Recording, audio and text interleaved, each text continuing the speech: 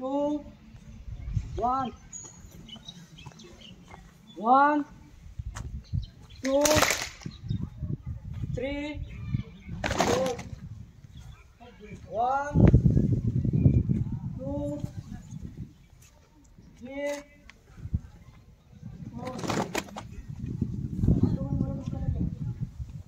2, 3.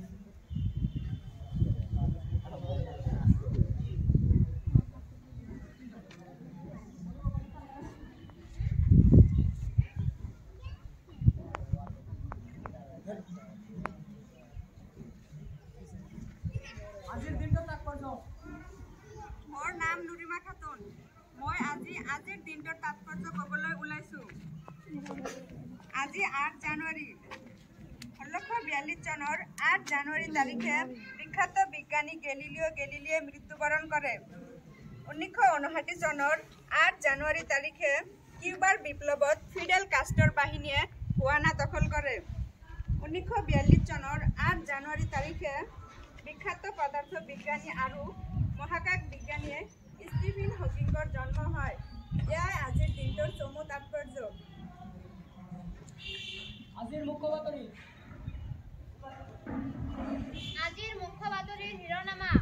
হাজাৰ হাজাৰ শালগছ কাটি তহিলং। শিৱসাগৰ জিলা পৰিষদৰ মুখ্য কাৰ্যবাহীৰ গৃহত CM ভিজিলেন্স। টাই আহোমক জনজাতিকৰণৰ দাবীত দিছপুৰত টাইপাৰ বিক্ষোভ। ভয়ংকৰ আৰ্থিক সংকটত ভোগা অসমৰ GDP অনুপাতে ধাৰ 48%। আজিৰ মুখ্য বাতৰিৰ শিৰোনামা এয়াই আছিল। মহান ব্যক্তিৰ বিষয়ে দুই এটা কথা। নমস্কাৰ, মোৰ নাম মিছ মৰিয়ম বেগম। আজি মই মহান ব্যক্তি মহাত্মা গান্ধীৰ বিষয়ে দুই এষাৰ ক'বলৈ ওলাইছোঁ। মহাত্মা গান্ধীৰ আচল নাম আছিল মোহনদাস কৰমচান্দ গান্ধী। 1869 চনত গুজৰাটৰ পোৰবন্দৰত অক্টোবৰ মাহৰ 2 তাৰিখে তেখেতৰ জন্ম হৈছিল। 1891 খ্ৰীষ্টাব্দত বিলাতৰ পৰা বেৰিষ্টাৰী পাছ কৰি ভাৰতলৈ ঘূৰি আহে আৰু ওকালতি আৰম্ভ কৰে। তেখেত এজন স্বাধীনতা সংগ্ৰামী আছিল। ভাৰতৰ স্বাধীনতাত গান্ধীজীয়ে গুৰুত্বপূৰ্ণ ভূমিকা আগবঢ়াইছিল। গান্ধীজীৰ মূল মন্ত্ৰ আছিল অহিংসাই পৰম ধৰ্ম। 30 জানুৱাৰী 1948 চনত প্ৰাৰ্থনা কৰিবলৈ যাওঁতে নাথুৰাম গডছৰ হাতত এইজন মহান ব্যক্তিগৰাকীৰ মৃত্যু হৈছিল। ধন্যবাদ। পৰিৱেশৰ বিষয়ে দুই এষাৰ কথা। মোৰ নাম ফিৰদৌসী খাতুন। আজি মই পৰিৱেশৰ বিষয়ে দুই এষাৰ ক'বলৈ ওলাইছোঁ।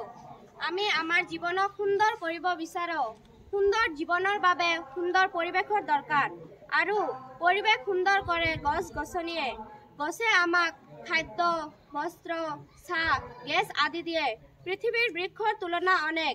বৰ্তমান প্ৰায় বনাঞ্চলত গছৰ পৰিৱৰ্তে মানৱ সভ্যতা গঢ়ি উঠিছে, যাৰ ফলত প্ৰকৃতিৰ ৰূপ সলনি হৈছে। আমি আমাৰ পৰিৱেশ অক্ষুণ্ণ ৰাখিবলৈ বনাঞ্চলক সংৰক্ষণ কৰি ৰাখিব লাগিব। স্কুল, কলেজ, ঘৰ দুৱাৰ সকলো চৌহদতে গছ-গছনি ৰুব লাগিব। যেতিয়া আমি সকলোৱে বৃক্ষৰোপণত উৎসাহিত হ'ম, তেতিয়া আমি সুন্দৰ পৰিৱেশ ঘূৰাই পাম। ধন্যবাদ। প্ৰাৰ্থনা গোৱাৰ কাৰণে আজোৱা। 1, 2, 3. তুমি করুণাময় জগতরে প্রাণ। তুমি করুণাময় জগতরে প্রাণ। তুমি যিশু, তুমি আল্লাহ, তুমি ভগবান। তুমি যিশু, তুমি আল্লাহ, তুমি ভগবান। এই বিশ্ব সংহার তোমারে সৃজন। এই বিশ্ব সংহার তোমারে সৃজন। সকল জীবকে তুমি কৰিছা পালন।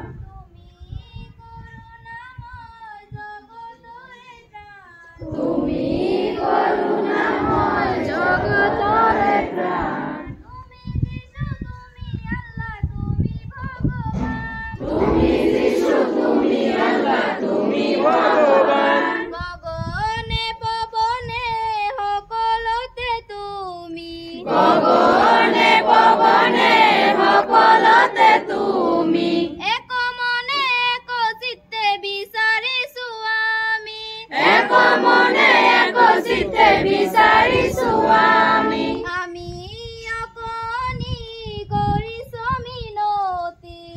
আমি আপনি কৰিছা মিনতি জ্ঞান দিয়া বুদ্ধিয়া দিয়াহে সুমতি জ্ঞান দিয়া বুদ্ধিয়া দিয়াহে সুমতি তুমি করুণাময় জগতরে প্রাণ তুমি করুণাময় জগতরে প্রাণ তুমি যিশু তুমি আল্লাহ তুমি ভগবান তুমি যিশু তুমি আল্লাহ তুমি ভগবান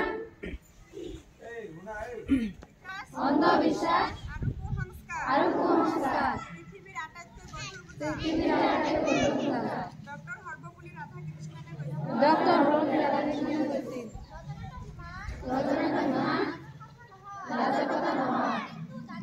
কিন্তু জানিবলৈ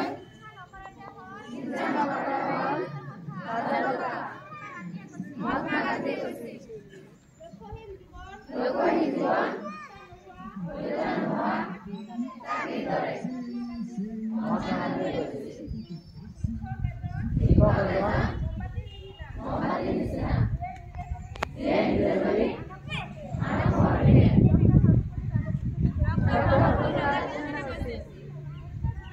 সত্য কেতিয়াও ঢাকি ৰাখিব নালাগে কাৰণ সত্যক অন্ধকাৰে ঘৃণা কৰে মহাত্মা গান্ধীয়ে কৈছিল Good handwriting is necessary. Part of education. M.K. Gandhi speaking. 1, 2, 3.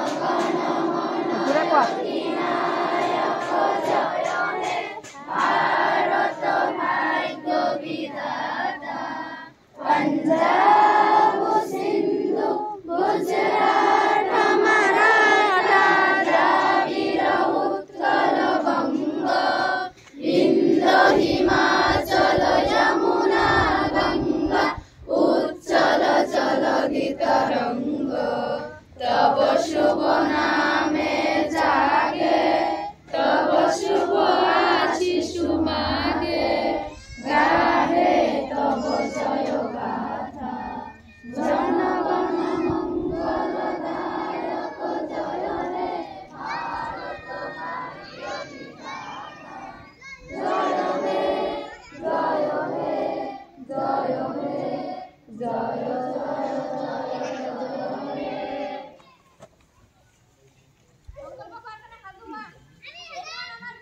এখন আমার বিদ্যালয় বিদ্যালয়খন আমার আপন আমি সদায় বিদ্যালয়লৈ পৰিষ্কাৰ পৰিচ্ছন্ন হৈ আহিম বিদ্যালয়খন ধুনীয়াকৈ ৰাখিম বিদ্যালয়ৰ নীতি নিয়ম মানি চলিম বন্ধু বান্ধৱীৰ লগত মিলা প্ৰীতিৰে থাকিম শিক্ষাগুৰু আৰু জ্যেষ্ঠসকলক শ্ৰদ্ধা জনাম আমি শিক্ষাগুৰুক কোৱা প্ৰতিটো কথা মনোযোগেৰে শুনিম আমি ছাত্ৰ ছাত্ৰীসকল দেশৰ ভৱিষ্যত নাগৰিক আমি দেশৰ সন্মান অটুট ৰাখিবলৈ চেষ্টাৰ পথত অগ্ৰসৰ হ'ম বুলি সংকল্প ল'লো।